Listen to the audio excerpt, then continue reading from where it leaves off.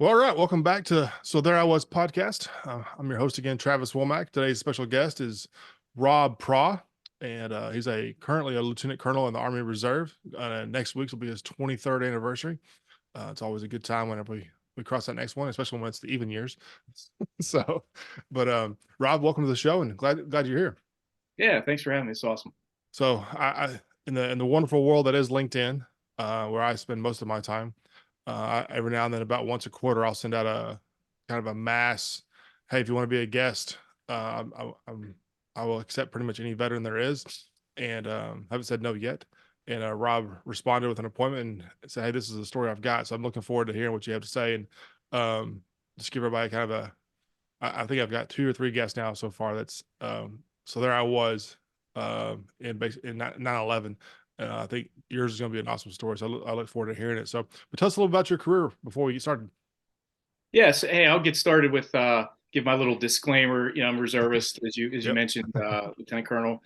So this is in my civilian capacity. So nothing I say is not talking for the Department of Defense, any of that fun stuff. Yep. But I'll just throw that out there unofficially. But Always smart.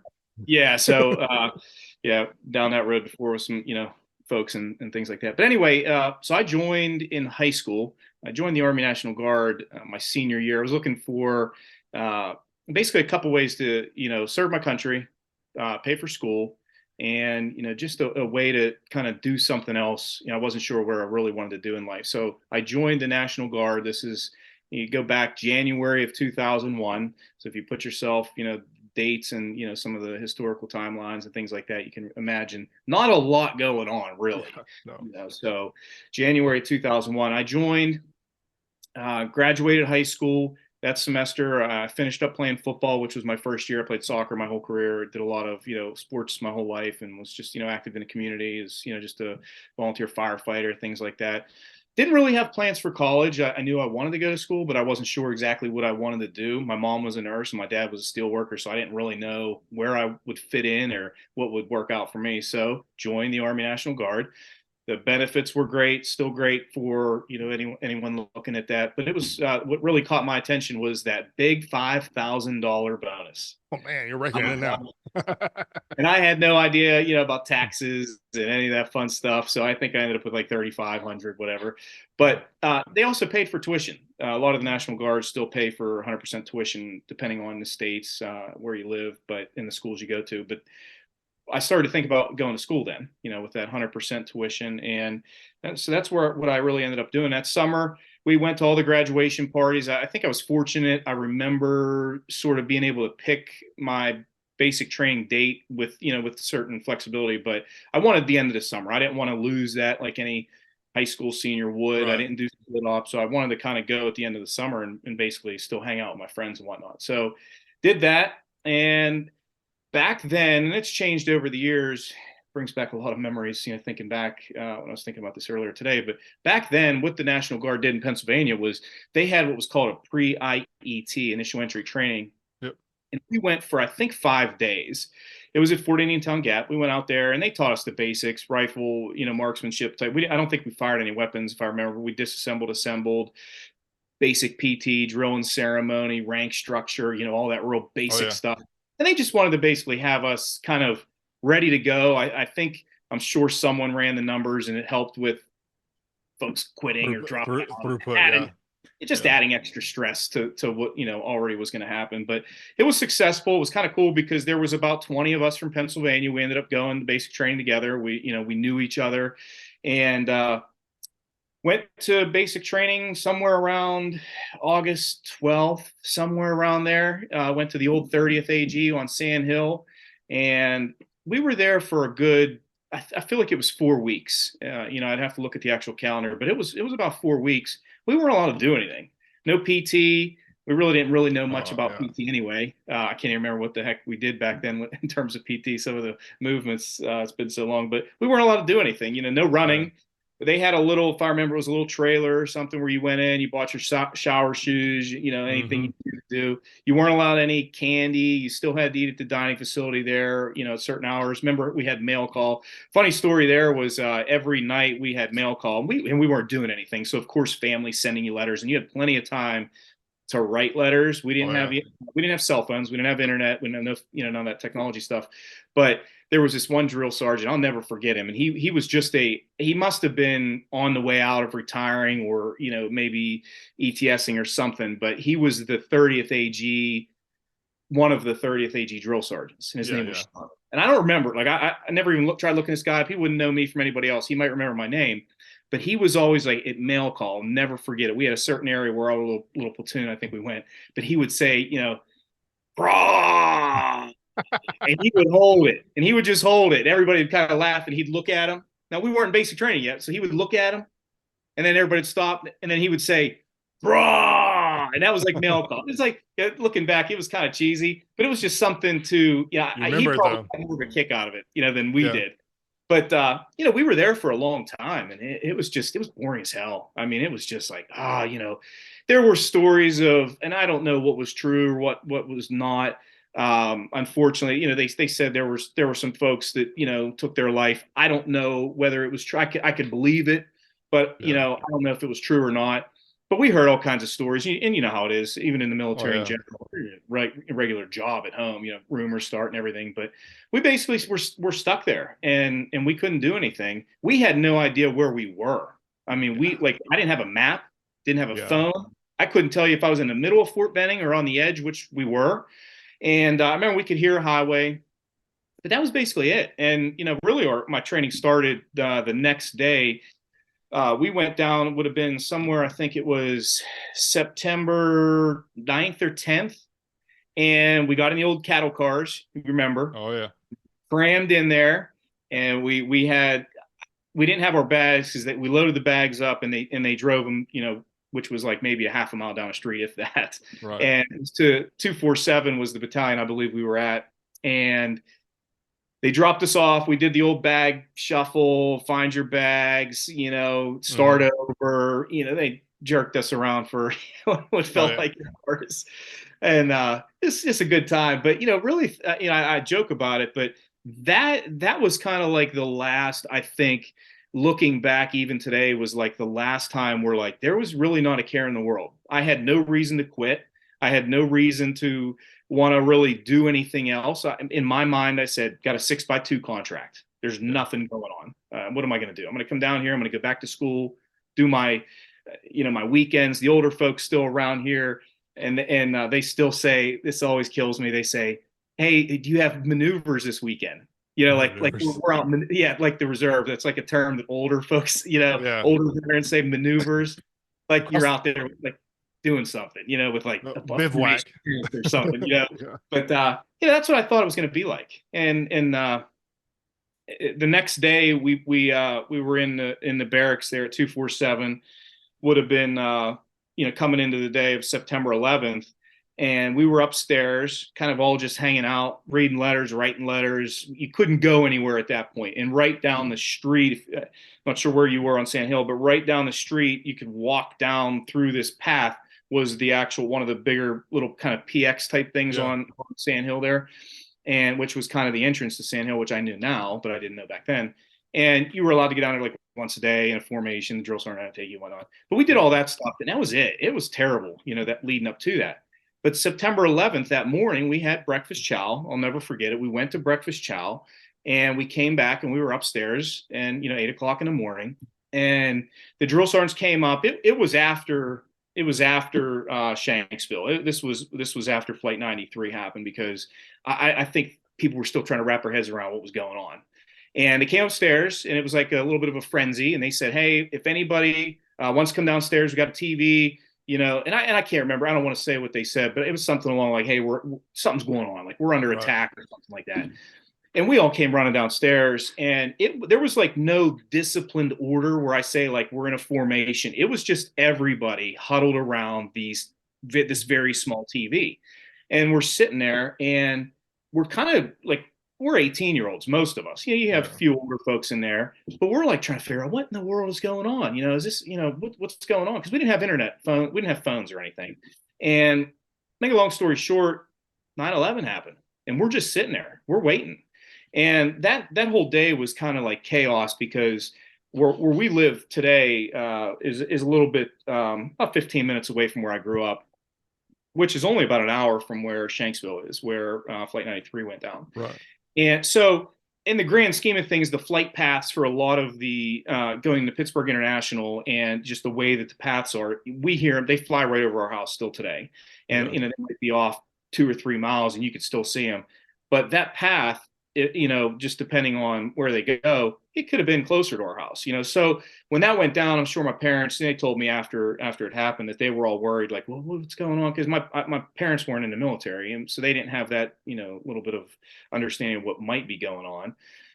But nevertheless, they basically said, hey, if you live in Pennsylvania, anywhere in Pennsylvania, Virginia, anywhere down in DC area, or New York, you were allowed, we were given that extra, I think it was like unlimited, but it wasn't like, an hour, but you were Yeah. given, it wasn't More the standard. more time. Yeah. Yeah, a couple minutes that you were Get given off where the phone. they're hovering over your back, Yeah. listening. But we were given a few minutes, and we did that, and we were able to talk to our family, like, hey, everybody's okay. It's still on the news. No one knows what's going on, and it was kind of weird because it wasn't like, hey, I'll call you, like like how you do today, or like, hey, I'll call you back when I hear something. That was Yeah. it. And Yeah. after that, we went back in. We kind of watched some more of the TV, but it wasn't, the drill sergeants didn't have us watching TV for the next 20 hours. We didn't sit there.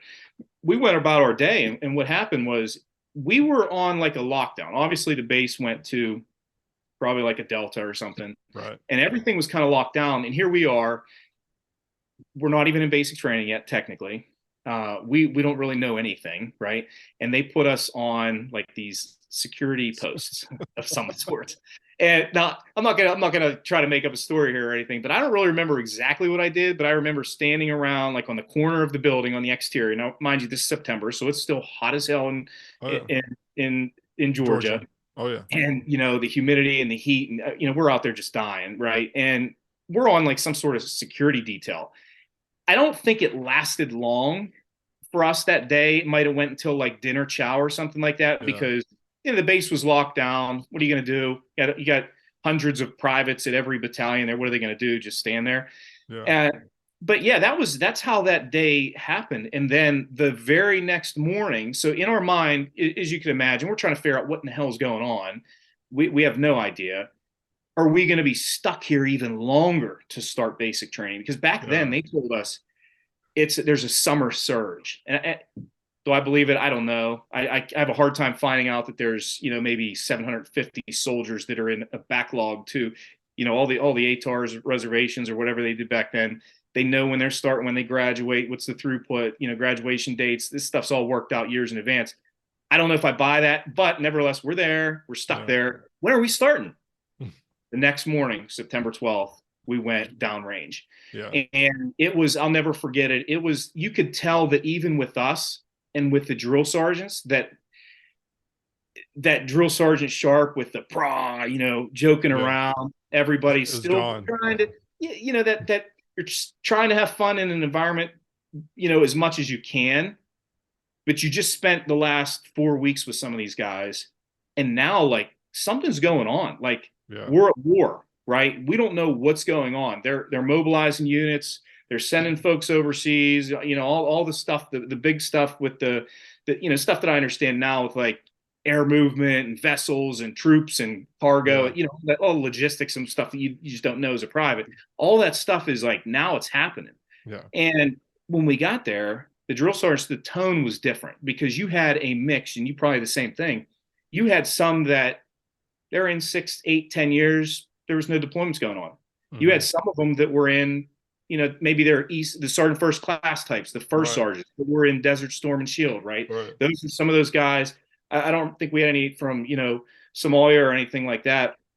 But I remember some of the guys on their right shoulder, they had the old Hell on Wheels patch. Oh yeah. like those were the guys that were like, this is serious, because they're thinking, okay, it's been 10 years. We're going back to the Middle East somewhere, and they're hungry, because they know in their mind, they kind of think they know what's going on and what's about to happen. And it's kind of history. Every decade or two, something flares up, and it's like, you still have a generation of the older guys and gals and, the younger folks. The tone was just different. Like and I kind of hit on it before, but that was like the last time where I felt like because I was like kind of a class clown in a way, in high school, just jerking around, and I had Yeah. good grades, played sports and everything.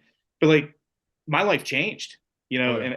and I think for every single person there, it changed every one of us.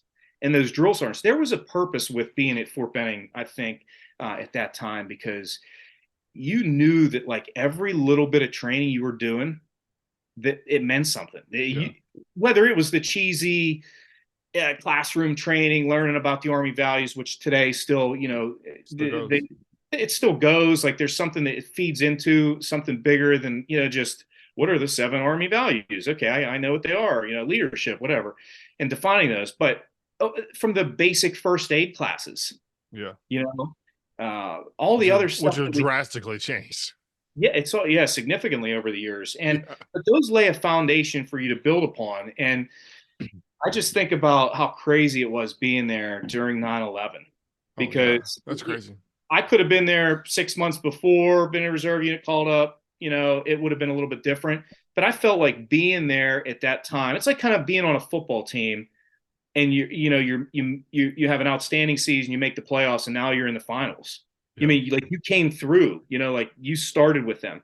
You weren't on the team, you weren't in middle school and watched the high schoolers do it. You weren't there beforehand, and Yeah. then you just fell into a great program. You were there, like it happened now, Yeah. and it was right in front of you. So it was just and like I said, it was awesome because all those folks that we were at pre-IET with, if you remember talking about that, we were all together. So we were all from Pennsylvania. We had 4 platoons.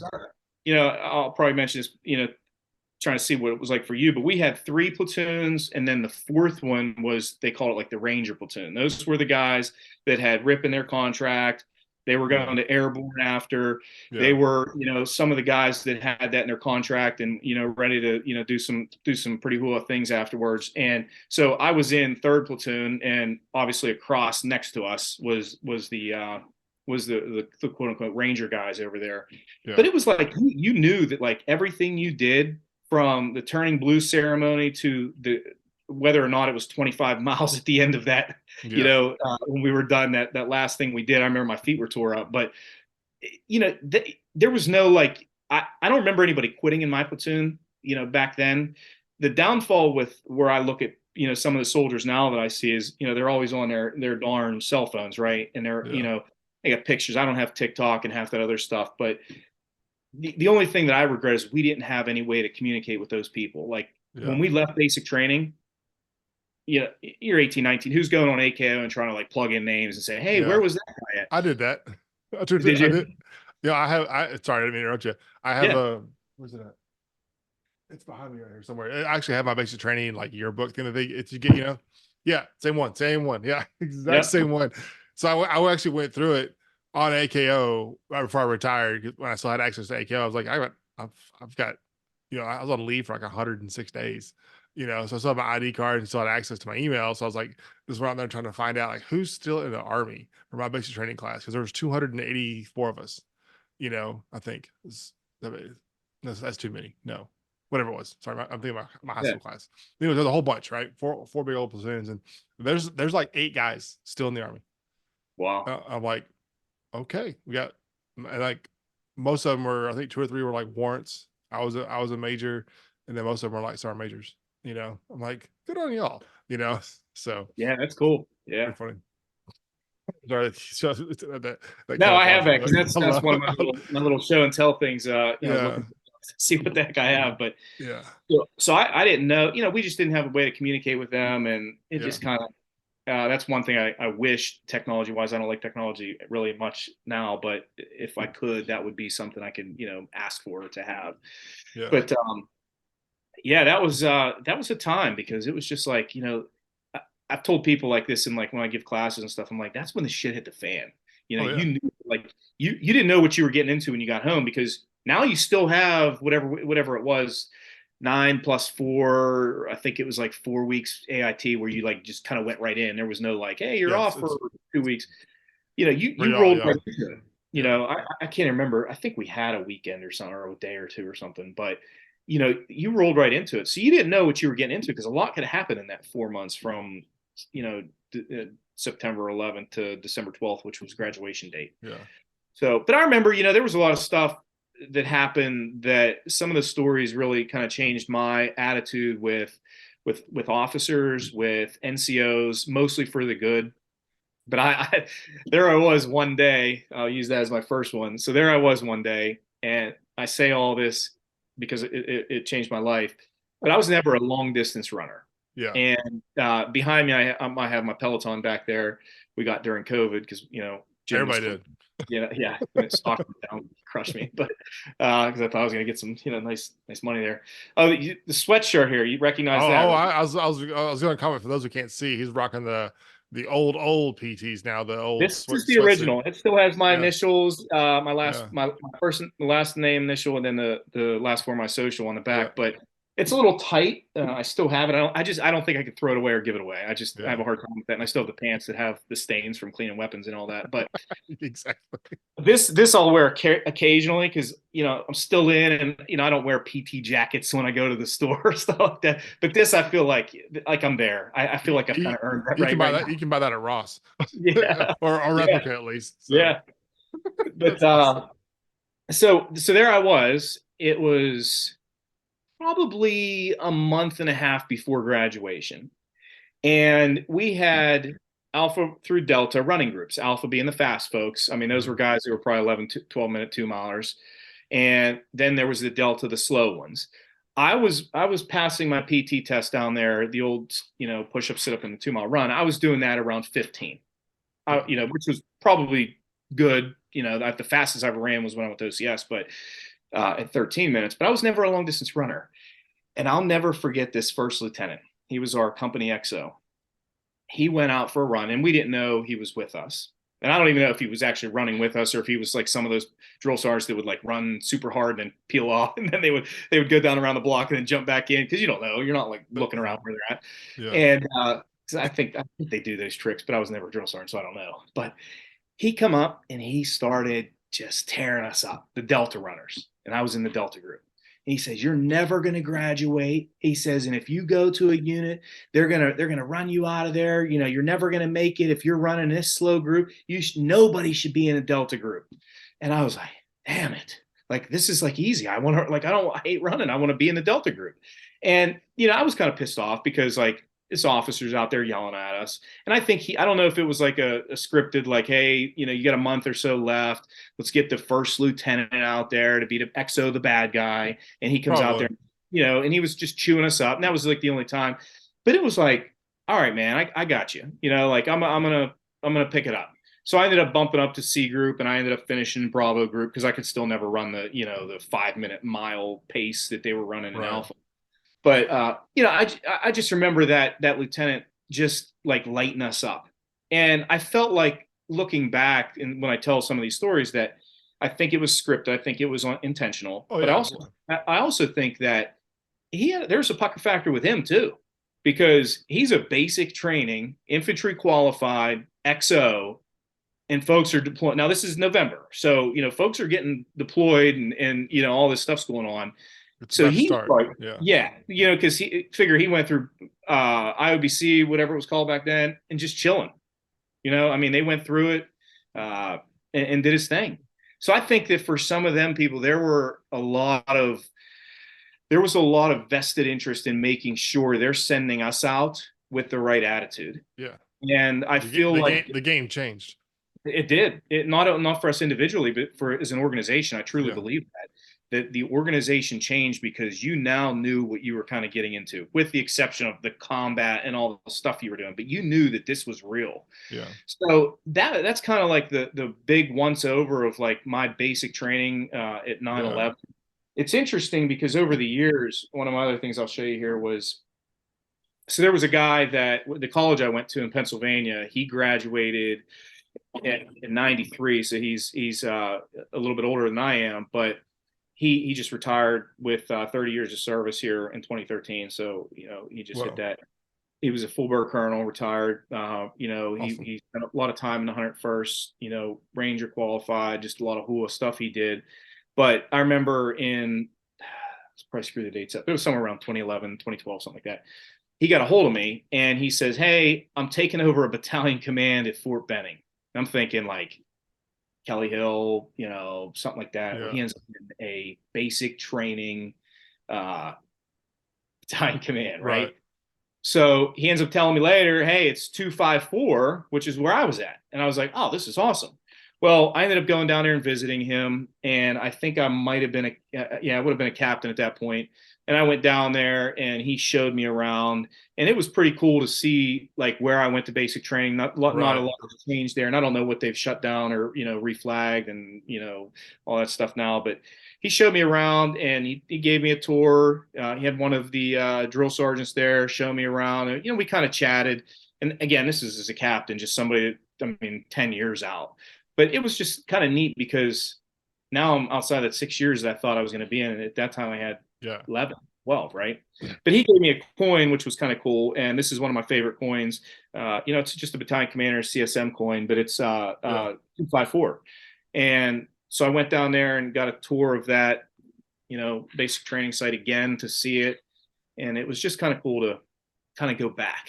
Yeah. So the other funny story, this is actually prior to that, and this is hilarious. I thought of this the other day because my dad went to, I think he went to lunch with this guy's that I'm about to tell you, his dad, they're best friends. So Awesome. my dad has a best friend that he went to high school with, and his son I think he was a Cav guy, and he was out of Carson for a long time, and he ended up taking a drill sergeant tour. I don't know why, but he took it down at Fort Benning, and I can't remember the battalion. I was going to try to look it up, but I think it was like 219, 119, something like that. Mhm. But he said, no, I was down there for, if you remember, they changed. It wasn't IOBC, but they called it like Bullock. They had like the Bullock 2, Yeah. which was Yeah. all the branches went Bullock one, together. Bullock two. Yeah. Yeah. Yep. So I went down there for Bullock 2. Was supposed to stay there for iBullock, but at the last minute in 2007, I changed to Intel, which was at that time was probably better off for me. But he said, "Hey, come down and this is hilarious." And this is like, so there I was, like Yeah. literally, this is hilarious. So he calls me and says, "Hey, come down and visit me." He says, "If you have one of those running vests, remember they had those vests that would Oh like yeah. signify, it would say DS Sharp, for Oh yeah. example, Oh yeah. staff sergeant." He says, "If you have one of those, he says, wear it. So like if you're coming up on the company area or whatever, at least somebody will see you." Right. I didn't have one at that time. And I wasn't about to go down to Ranger Joe's and Commandos Buy if it was one. or whatever, Ranger and buy Joe's. one. So I so I go down. I'm in PTs, the same PTs everybody else is wearing. This is like breakfast time, and I think it had to be a weekend because I wasn't in class. And he says, "Come down and meet me at this location." So I knew where I was. I knew how to get in. I wasn't. They're all set up the same. They were all the same building Right. structures. So I go in, and it was probably 150, 200 yards away. There's a drill sergeant. He has the vest on, and I have my PTs on. Okay, Game over. and it was like November. Okay, so I had the pants and the jacket on. It was a little cold down there, and and I'm walking. He says, "This is some drill sergeant." He goes, "Private, what are you doing?" And I'm like walking closer to him, and as we get closer, now we're within like maybe 100. He goes, "You better be a parade rest." Well, I'm trying to figure out like I'm a second lieutenant, okay, which is nothing, okay. I'm Right. trying to figure out how do I say without like you don't want to be disrespectful. What do I say to this guy? I'm not going to yell 100 yards down there with Right. the people. What do I I'm an say? officer. So I go like this, which is probably not the best thing. We're walking towards me, and I go like this, like trying to like pump the brakes, like calm down a second, right? Oh, he loses it. He loses his mind, screaming. And as I get up closer, I was like, "Hey, drill sergeant." I could see his name on his tape at this Yeah. point. I said, "Hey, drill sergeant." I said, "I'm here looking for Sergeant First Class so and so." I said, "He told me to come down here." He goes, "Are you serious?" And he's going like this. He said, "He's in the chow hall. Get in there." He goes, "But come with me. Come with me." He says, "I'll take you in there." No So we walking get alone. yeah, I go in there with him, and now, like I said, he was screaming, because he Oh thought like yeah. somebody was going rogue, walking around, Which and happens, I'm sure. yeah, I go in there, and my buddy's in there, he's E7. He goes, "Hey, what's going on?" And he don't even say sir at that time, right? Because he's Right. just like excited to see him. It's the first time I see him in years, probably since we were maybe high school. And we walk in there, and his buddy man, I about lit this guy up out there. And he's like being all animated about it and just Right. screaming. And there's privates eating. They're all eating in there, right? I was So I like, ended up sitting with him. And so we did all the stuff. We ate chow there and we left. And he showed me his office and all that fun stuff. At the very end, like when it was like time to like, I'm gonna go do my thing and I'll meet you. I think I yeah. met him the next day off post to watch a Steeler game or something like that. But he said, he goes, "Hey man," he goes, "next time," he says, "you got to wear something or I'll meet you somewhere else." He said, "You can't do that." Yeah. You You can't can't do do that. that. Yeah. Never But again. yeah, that was a funny betting story there that was just kind of hilarious because that drill sergeant was about to lose his mind. Oh yeah. It's the few times I've ever been, I was on Sand Hill for basic airborne school, obviously, and then I didn't come back to Benning until I went to OCS in 2012. So it was a 9-year gap for me. Oh wow. And when I was in OCS, we're on OCS kind of like goes back and forth of like you have freedom and you can go off base, and then there's complete lockdown. And it kind of so I was in there in the lockdown phase, so we can go anywhere, and I hated it, that part of it. So like when I graduated, so my friends were like, let's go over to Sand Hill. And I'm like, no, no, no, no, no, no, no, no, no. Like the last thing I want to do. I mean, it'd be kind of like cool to see, like, oh yeah, that 150 is still there, or whatever. But like, I am not going over there in uniform with a whole bunch of brand new pin second lieutenants. Like, this is a bad idea. My Yeah. ego does not need that. Yeah, I won't say too much. You probably read between the lines, but like the Army's changed a lot over the years, Oh and yeah, as much as I like to, especially if I go to some other base that I'm going through, or I have to go there to see like something more of an official capacity, yeah. I just try to avoid it because I don't want to be that old guy now, 23 years and, still young and still feel good, just to sit and criticize because I know the Army's changed. Oh yeah. You know what I'm talking about. So I just kind of don't put myself in that situation anymore. Never really actively Well, try. there, Yeah. yeah. Well, there's that, and there's knowing that it changes, but there's also like we forget things. Like it's really funny. I remember when I was a recruiter in 2008 or nine. I remember very well. I was at this guy's house. His son's a senior in high school. This guy's a Vietnam vet. He deployed 3 times to Vietnam, and wasn't even a draftee, which is even crazier. And I'm sitting in this dude's living room, and he's telling me, oh, Army's gotten weak in these days, and it's just blah blah blah. I'm like, well, okay, what are you referring to? Let's have a discussion then. If this is gonna prevent your kid from joining, what is it? He's like, oh, we didn't get no damn cell phone call home. We were back. I'm like, cell phones didn't exist in the Yeah. 70s. What the crap are you talking about? Like, of course you couldn't. We didn't have the technology, man. Like, Yeah. I went to be trained over three. I had a cell phone. Like, I had my own. I remember I had Sprint, because I remember having Sprint to Sprint calls were free. It was the Yeah. greatest thing ever back then. It's a big deal in college. And I remember putting it in a bag. I didn't get access to it because there's like 4 of us that had one. Hmm. I was like, but like, yeah, now we have iPhone didn't even exist back then. iPhone Hmm. didn't exist until 2007, you know? And I mean, the Motorola Razor was like the coolest thing ever invented it was like the number one selling phone for 4 or 5 years in a row, you know? And I think how the Army changes is we forget like Hmm. what was available, So you mentioned the training became serious, like doing like the medical stuff. Like I remember very well, like it was yesterday, doing like getting the green like straps and like a stick or something, right? To like tie to like make a splint, Hmm. and doing it was called the Eagle skills test, I think is what it was, Yeah. Yeah. you Yeah. know, Yeah. and doing all that, and then like then I get to a unit like, oh, this cool thing now called a tourniquet. I'm like, man, that's a whole lot easier. This is the same method, easier application, and but I've always it's hard to say, you know, after 20 years and you're, 23 and people, um, eh, how do you phrase it?